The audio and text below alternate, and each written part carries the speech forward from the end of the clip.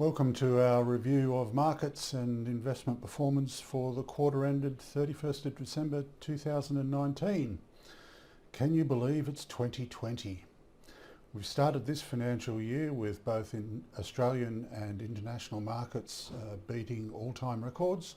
As I'm speaking on the 16th of January 2020, the Australian ASX 200 is about to go through the 7,000 mark, which it has never seen before, and US markets are up around 29,000 or so.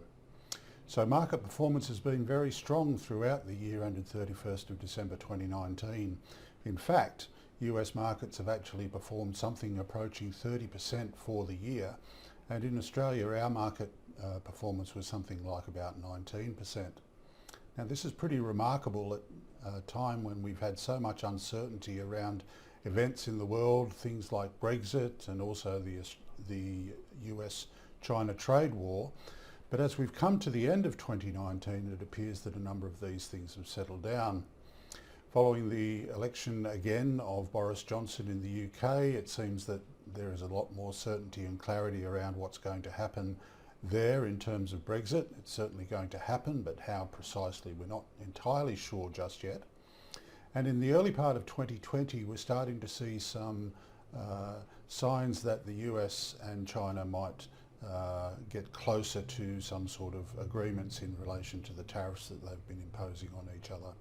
So we're certainly a little less uncertain now than we were the last time we spoke at the end of September, but things will appear to be quite volatile now for a little while, I'm sure. We certainly can't expect that investment performance over 2020 will be as strong as it was in 2019, but I certainly said that this time last year as well. Nobody can see what's going to happen. The crystal balls just don't really work. There is also nothing that is indicating that we will have dramatic downturns in markets either, but again, we can't be absolutely sure. Certainly there are indicators in the US that their employment levels remain strong. There has been a downturn in manufacturing due to the trade wars, but certainly strong employment in the US is reflective of quite strong performance internationally, and we're looking forward to that continuing on into 2020, and that should have a positive influence on markets.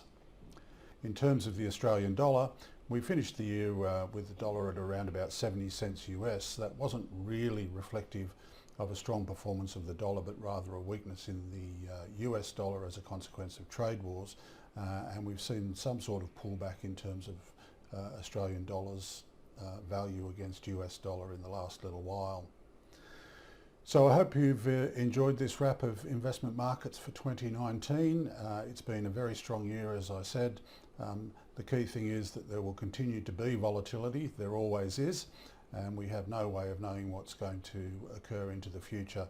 The thing to do is to stay the course and make sure that you're invested appropriately, and not to panic when short-term things appear on the horizon. Look forward to talking to you again soon.